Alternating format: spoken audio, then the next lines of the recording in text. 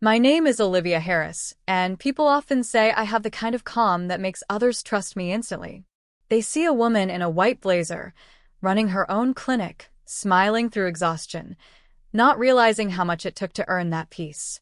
That morning, I was reviewing patient files when my phone started buzzing on the desk. Private number. For a moment, my fingers froze above the screen. The sunlight streaming through my office window suddenly felt too bright. Dr. Harris? My assistant called softly from the door. Do you want me to take that? I shook my head. No, I'll get it. The moment I answered, a familiar voice filled my ear, trembling, hesitant. Mrs. Harris? This is Dr. Klein. We need to discuss something about your last scan. My heartbeat stuttered. Not because of the scan, but because that voice, that tone, it dragged me straight back to that night. The night my brother slammed my head against the kitchen counter. The night my husband told me, "Stay quiet, don't make a scene, Olivia." And I did. I stayed quiet for years. But this call, this doctor's voice, felt like the universe reminding me that silence has an expiration date. I stood by the window, watching the city move beneath me, and whispered to myself, maybe it's time they finally hear my side. I was 23 when I learned what silence really costs. Back then, I still lived in my parents' old house in Charleston, the kind that smelled of lemon polish and disappointment. My brother, Ethan, had always been the golden boy. Handsome, loud, charming, until the charm cracked. It started with small things, him shouting if I borrowed the car, mocking my nursing textbooks, calling me soft. But that night, it turned into something else. Mom and Dad had gone to a charity dinner. Ethan came home drunk, slamming cabinet doors, muttering about me, acting better than everyone. I was in the kitchen, making tea, pretending I didn't hear. Then suddenly, his hand grabbed my arm. Hard. Look at me when I'm talking, Liv. When I try to pull away, he shoved me. My head hit the counter edge so hard I saw stars. The mug shattered. I remember the smell of chamomile mixing with blood. My husband, Ryan, was there too. We'd just married months earlier. He rushed in, eyes wide, but instead of helping me up, he turned to Ethan. Hey man, calm down. It's fine. Let's not make a big deal out of this. I remember whispering, he hit me. And Ryan, he just said, stay quiet, Olivia. Don't make a scene. Families fight. That sentence buried something inside me that night. My trust, my voice, maybe even my belief in love. Afterward, while Ethan slept off his rage, I stood in front of the bathroom mirror, tracing the bruise near my temple. That's when I noticed the bracelet around my wrist, an old silver one from my grandmother. She told me once, one day, silence will no longer be your cage, sweetheart. It'll be your strength, until you learn to speak again. I remember clutching that bracelet so tightly it left marks on my palm. The next morning, before anyone woke up, I packed a small suitcase, took the car keys, and walked out the door without leaving a note. I didn't know where I was going, only that I'd never again live in a house where my pain was something to be hidden. That was the night Olivia Harris stopped being the quiet girl and started becoming the woman I am now. When you leave everything behind, silence becomes your only friend at first and your loudest enemy at night. I drove until the gas light blinked, stopping in a small coastal town in North Carolina. The air smelled like salt and freedom. I found a tiny apartment above a bakery that rented by the month. The walls were thin, the water pressure terrible, but it was mine. No shouting, no footsteps I feared. Just me. For weeks, I slept on a mattress on the floor, working at a diner nearby. The bruises faded faster than the shame. But every time someone slammed a door, my heart jumped. I kept touching my grandmother's bracelet like it was some kind of anchor, whispering, "Not forever, Liv. Just not forever." Then one morning, I saw a flyer on the cafe's bulletin board, medical assistant program, evening classes. It felt like the universe, nudging me. I didn't have much, but I had $400 saved. Tuition was $390. I took the risk. That's where I met Dr. Helena Moore, the woman who changed everything. She was in her 50s, confident, brilliant, and unapologetically kind. One night after class, she stopped me as I was leaving. "You've got a sharp mind, Olivia. Ever thought about going further than just assisting?" I laughed. "Further? I can barely afford groceries." She smiled. "Then let your hunger pay your way. I'll help." And she did. Dr. Moore became my mentor, my guiding voice when I had none. She helped me get scholarships, taught me how to apply for internships, and made me believe I could become a doctor, something my family would have laughed at. Those years were brutal. Late-night study sessions, double shifts at the hospital, falling asleep over anatomy charts with coffee rings on my notes. I missed birthdays, lost touch with friends, cried quietly in supply closets when I failed an exam. But every time I wanted to quit, I heard my grandmother's words echo. "Silence will be your strength until you learn to speak again." By 30, I graduated top of my class. By 33, I had my first job at a major hospital. And by 36, I opened Harris Wellness, my own women's health clinic, built from scratch, brick by brick, scar by scar. People called me Dr. Harris now. The same girl who was told to stay quiet now listened to women who'd been silenced their whole lives. I never told my family. Not because I hated them, but because I didn't want them to know the sound of my new voice. Some victories deserve privacy. Every morning before walking into the clinic, I still fastened that same silver bracelet around my wrist. Not as a reminder of pain, but as proof of survival. I thought I'd buried the past for good. Until that call from Dr. Klein brought it all back. The same cold dread, the same memory of blood on tile. But this time, I wasn't the same woman who stayed silent. A week after Dr. Klein's call, I decided to host our clinic's annual charity gala, the biggest event of the year.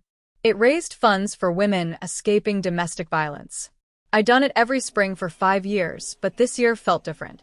Heavier. That morning, I stood in front of my mirror, adjusting a deep navy gown. My reflection looked calm, elegant, unbothered, but my pulse told another story. Dr. Klein's words still echoed in my head from that phone call days earlier. "We found some old medical records linked to your name, Olivia. Someone from your emergency admission in Charleston contacted us, your family." My family. After 13 years of silence. I should have ignored it, but fate has a cruel sense of timing. That night, under soft chandeliers and gold accents, I gave my welcome speech about resilience, about how women rebuild. I spoke with steady confidence, even as my eyes caught something across the room. A man's familiar profile, then another. My stomach turned cold. Ethan. And behind him, Ryan. I nearly forgot how to breathe.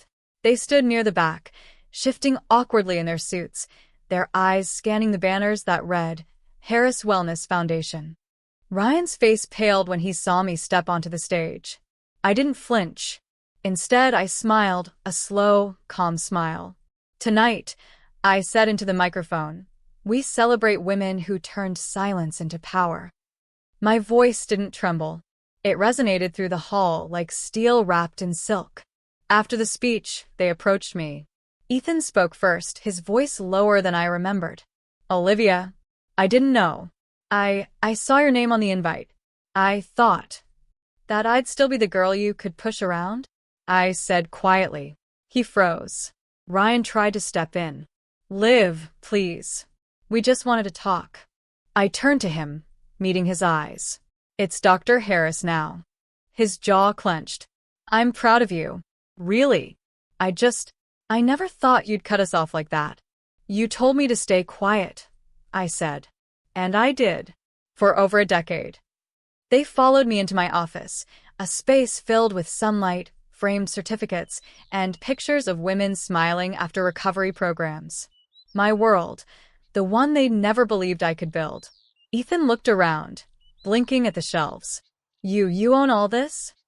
"I built it," I corrected softly. "From nothing." For a moment, none of them spoke. Ryan's eyes drifted to a framed photo of me and Dr. Moore. "Is that her? The woman who helped you?" "Yes," I said. "She believed in me when no one else did. She gave me the tools to find my voice."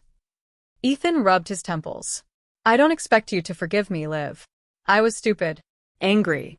I've lived with that night in my head every day. I studied him for a long time. The brother who once terrified me now looked small, uncertain. I don't need your apology, I said. I needed accountability. I walked to my desk, opened a drawer, and pulled out a donation pledge form. You want to do something that matters? Donate to the foundation. Help the women who can't walk away yet. That's how you start. Ryan looked down, shame softening his expression. And me, he whispered. I gave him a sad smile. You'll have to learn what silence feels like, when it's not in your control. Neither of them spoke after that. They just stood there, two men who once silenced me, now speechless themselves, while I fastened the silver bracelet on my wrist and walked past them, head high. The following morning, sunlight filtered through my office blinds, warm and gold, almost mocking the sleepless night I'd just had. They had stayed in town. Ryan sent messages. Ethan left flowers at the clinic reception. I ignored both until a quiet knock came at my door around noon. It was Ethan, holding his hat like a schoolboy. I know I don't deserve to be here, he began. But I meant what I said last night. I want to make things right. I studied him for a moment. His shoulders were slouched, his voice softer, stripped of the arrogance I remembered. You can't undo what you did, I said. But you can make sure no one else goes through what I did. He looked confused. How? I handed him a folder, our new community outreach program for domestic abuse awareness. Speak to schools. Work with men. Tell them what anger costs. He blinked. You want me to talk about it? About what I did? Yes, I said. You were the storm that broke me. Maybe now you can be the warning that saves someone else. He nodded, eyes glistening. I'll do it. Every week if I have to. For the first time in years, I believed him. Because accountability, I'd learned, is louder than apology. Later that afternoon, Ryan showed up, hesitant, nervous, still wearing the same careful smile he used to hide behind. I came to say goodbye, he said quietly. And to thank you for not ruining me publicly. You could have. I could have, I agreed. But what would that give me? Revenge doesn't rebuild. He nodded, glancing at my bracelet. You still wear it. It reminds me where I came from, I said. Not who I was with. He sighed. I wish I'd been stronger back then. You deserved someone who defended you. I looked at him for a long moment, not with anger, but with clarity. You had your chance to protect me. Now, the best thing you can do is never silence another woman again. Not your daughter, not your colleague, not anyone. That's your condition, Ryan. That's how you make peace with what you did. He swallowed hard. You really think people can change? I have to, I said. Otherwise, what was all this for? He nodded slowly, tears brimming but unshed. Then he left, quietly, respectfully, the way he should have all those years ago. When the door clicked shut, I leaned back in my chair, exhaling the kind of breath that carries a decade's worth of ghosts. For once, the silence didn't feel heavy. It felt earned. That evening, I stood before my staff and announced the new project, Echoes of Strength, an initiative to support both survivors and reformers. Ethan's name would be listed as one of the first advocates. No one would know our past, only that he was helping now. That's what real power is, not to destroy, but to transform. A month later, spring returned to Charleston. The city that once held my silence now welcomed my voice. We launched the Echoes of Strength campaign in the very community center where my brother once played basketball as a teenager. The hall was filled with women and men listening, learning, unlearning. And standing at the podium that day wasn't me. It was Ethan. His voice trembled at first. He confessed everything. The violence, the shame, the years of denial. The audience was quiet, but not with judgment. With understanding. He ended his speech by saying, My sister gave me the one thing I never gave her, a chance to change. I watched from the back row, fingers gently tracing the silver bracelet on my wrist. For the first time in years, the memory of that night didn't sting. It simply existed, a chapter that no longer defined the ending. Ryan sent an email a week later, short, sincere. He'd started therapy. He'd joined a men's advocacy group. I didn't reply, but I smiled. Some apologies don't need words. At the clinic, I began to notice small moments that reminded me of why I fought so hard. A young nurse holding a patient's trembling hand, a woman laughing softly after years of fear, a little girl coloring quietly in the waiting room while her mother filled out recovery forms. These were the echoes of my own story, each one a voice I helped set free. One evening, I drove to the cemetery just outside town. The sky was streaked with gold and lavender. I knelt by Grandma's grave, the earth warm beneath my knees, and laid down a single white rose.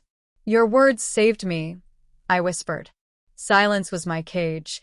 Yes, but it became my armor too, until I learned how to speak again. A soft breeze brushed through the trees, and I swear I could almost hear her laughter in it, proud, gentle, endless. As I stood up to leave, my phone buzzed. Another message, a survivor reaching out, asking for help. I smiled and typed back, "You're not alone anymore." I glanced once more at the horizon, glowing, alive, and felt peace settle inside me like sunlight after a storm. The woman who once stayed quiet now used her voice to help others find theirs. And as my reflection flickered in the car window, I whispered my final truth, the one I'd waited years to say. They once told me to stay quiet. Now the whole world listens when I speak.